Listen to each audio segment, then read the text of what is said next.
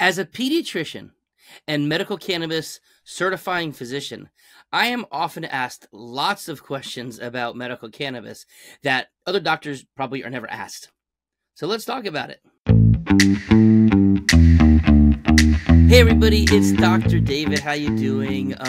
I get asked questions not from patients, but also from journalists on questions relative to medical cannabis. And recently, I was asked a series of questions from more of a trade journal, not a medical journalist relative to medical cannabis. But this group has sought me out before because of my medical advice.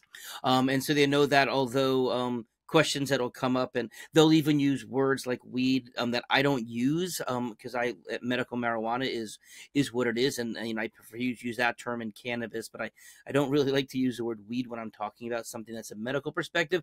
But obviously the products themselves are usually the same, of course, with the safety aspect when people get it from medical cannabis dispensaries.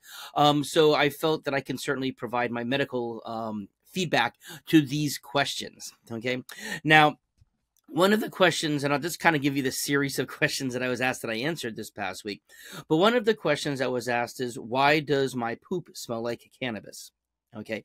Now, I have to say that in 7 years of being a medical cannabis certifying physician, I've never heard anybody say this before. But I looked it up, and there are some people who are reporting it. I don't know if this reporter was getting a lot of questions or maybe was asking due to first-hand experience. I don't know.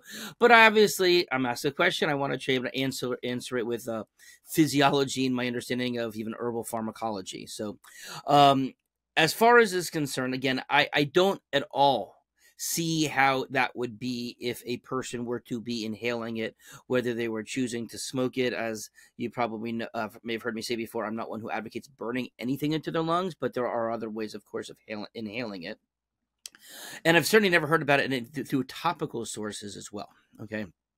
But if a person is consuming cannabis, okay, especially if it is made from the grounded flower, the grounded buds of the medical marijuana, certainly fibrous material can pass on through to the other side because fiber is obviously not absorbed. So if there was a lot of more not so very finely grounded version, so there was more fibrous substances in there that were bigger, that wouldn't necessarily be broken down as much, that could certainly pass along to the stool. Now, in addition to that, other herbs like garlic, there are aromatic compounds that certainly can pass through. So again, if a person was doing something that maybe it was high in terpenes that was bringing off a particular cannabis smell or taste, those passing through, just like if a person were to eat a lot of garlic, it is definitely possible to have your poop smell like garlic. So I would think that there's a possibility that it could happen in the same way, depending on how somebody's consuming it.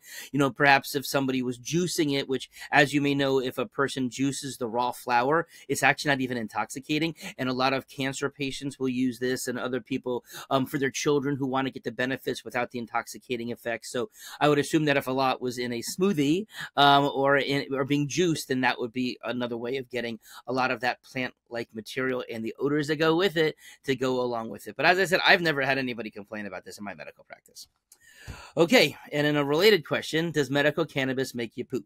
Okay, now from everything that I've seen, and I guess there's a chance again with anything, but if anything, medical cannabis usually causes patients to have a slowing down of their bowels.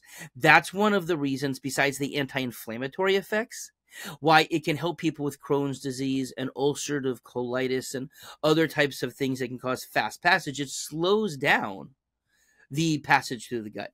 And in fact, I've seen more people who, especially oral, get constipated than ever have it causing an increase in pooping. Okay. Now, again, that would be more likely to have an effect if somebody was swallowing it and more of a direct impact to the intestines itself than if they were choosing to inhale it. Now, I have had some patients who have gotten looser stool, more frequent stool, not necessarily because of the cannabis itself, but as you may know, there are very different concentrations, okay? You could see a dropper full that has 5 milligrams, and other ones that may have 25 or 50 milligrams or more. So if a person is trying to get a larger dose of THC, for their medical purposes, and they're doing a lot of oil with it, then obviously you can drink a lot, a fair amount of olive oil, and that will cause stool softening as well. So fish oil as well. So could it be that it's the oil itself, the preparation, and not necessarily the active ingredients, that the cannabinoids that are causing that problem? I guess it could be. Now, I have also seen digestive issues happen from edibles.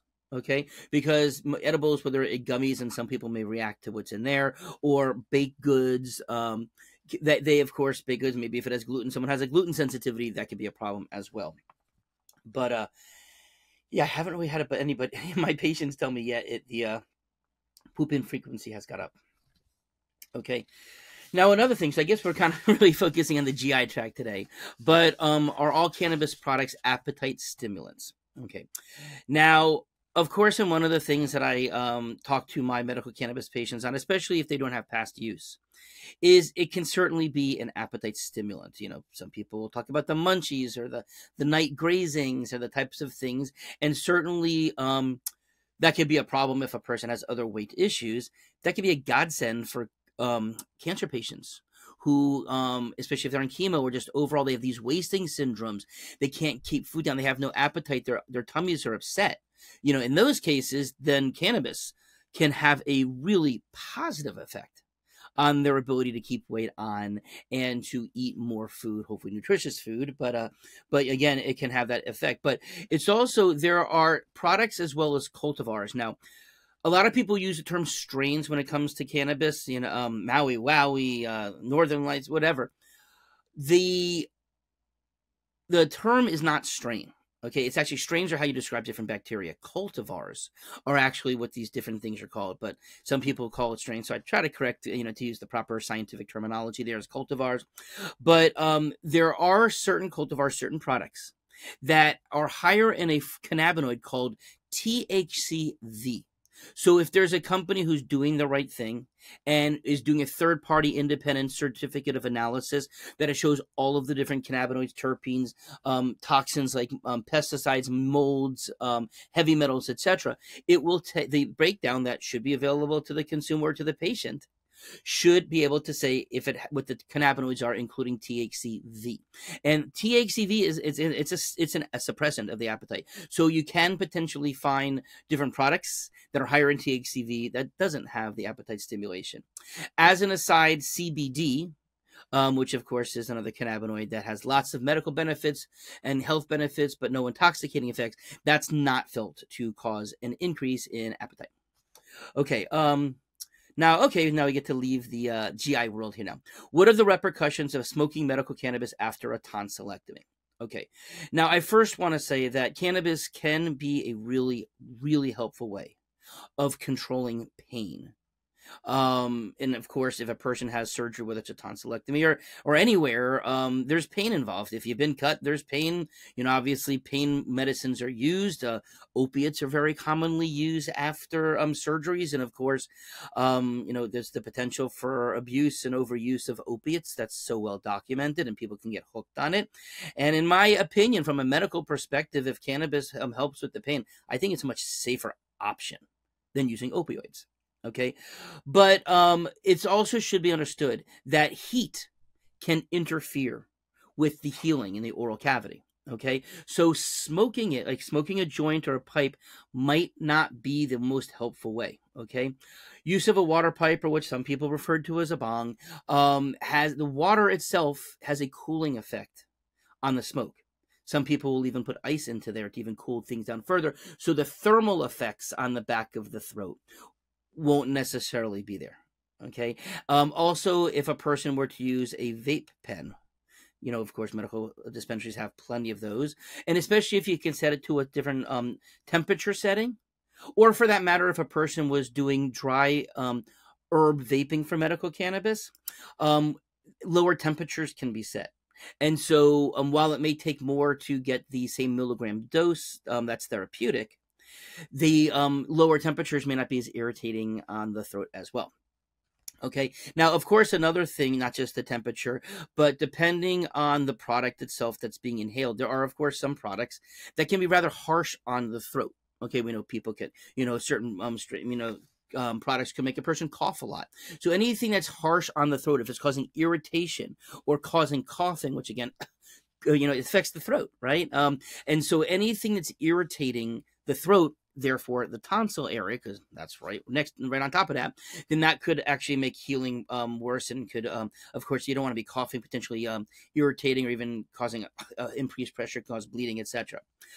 So again, there are other ways of using medical cannabis in order to handle the pain. Okay.